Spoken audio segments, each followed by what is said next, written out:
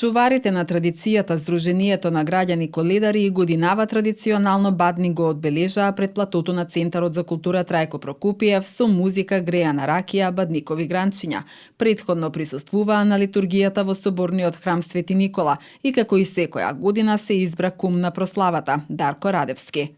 Јас очекувам кумството да донесе прво здравје на сите граѓани на Куманово, на општината и очекувам најпрвен православието да биде многу јако, значи да завладее мир на секаде и да има на секаде среќа, здравје и берекет. Коледарството, односно сите манифестации што се организираат, треба да бидат на највисоко ниво, треба секоја година да се организираат, традицијата да продолжи за да обстанеме како народ и како религија, значи.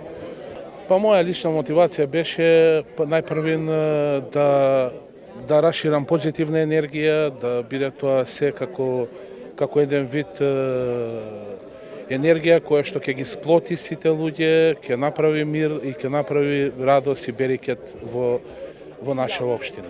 Заедно со членовите на Коледари празнуваа стотици граѓани на Куманово, градоначалникот Максим Димитриевски и председателката на Советот Ивана Ѓоргиевска.